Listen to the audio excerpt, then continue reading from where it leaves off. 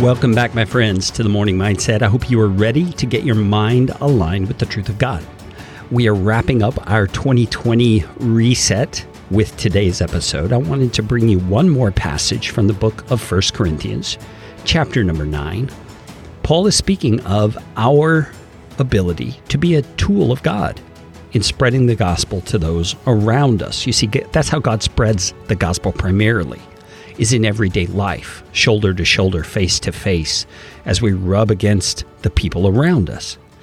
It's those interactions. It's when they see the gospel fleshed out in everyday living that they see a convincing portrait of what the gospel can do in a human life. And that's Paul's point here. In verse number 24, he's wrapping up this particular chapter with an exhortation to us to take this manifest that we've received from Christ very, very seriously. He says in verse 24, "Do you not know that in a race all the runners run, but only one receives the prize?"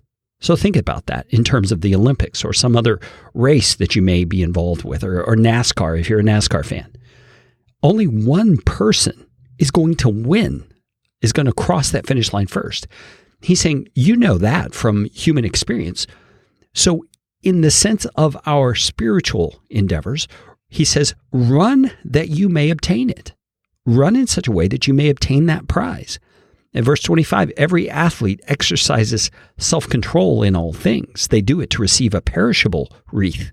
Now, in their day, the prize was not a trophy. It was a wreath that would go on their head. So he says they do it to receive a perishable wreath, but we an imperishable. So do not run aimlessly. I do not box as one beating the air, but I discipline my body and keep it under control, lest after preaching to others, I myself should be disqualified. So what is Paul saying here?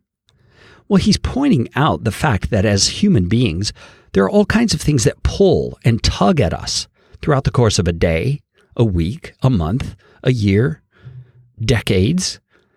Things that pull at us for the sake of our personal comfort or our personal pleasures or our personal desires. And he's saying we have to keep in mind that as believers in Jesus Christ, we have a higher calling than just that. We have a calling to be about an eternal work that God has given us to do. And we are to train for that work and to exercise self-control for the sake of that work so that we do not become disqualified as we endeavor to share the gospel message with others.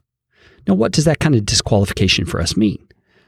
Well, in Paul's case, he was saying he disciplines his body to keep it under control, lest after preaching to others, he should be disqualified. So he's meaning he does not want others to be able to look at his life and have it be the case that what they see there in his life discredits the message that he's preaching. I've heard it said that the loudest sermon most people ever hear is the lives of believers in Jesus Christ. And I believe that's true. If you are known in your circles to go to church or to have a Bible sitting on your desk, but you're just as testy and troublesome at the workplace as everyone else is, your life, your actions are speaking louder than the words and the facade that you're putting on about your faith. So you see, Paul's application of this to himself is very much relevant for us. As we go into 2020, I want to ask you, are there some things in your life that you need to ask the Lord to help you reform, so to speak? Things that you want to bring under control. As Paul said, he disciplined his body to keep it under control. Maybe it is a bodily thing of some sort. Maybe you need some sort of a health goal to be something that does not disqualify you from the gospel that you represent.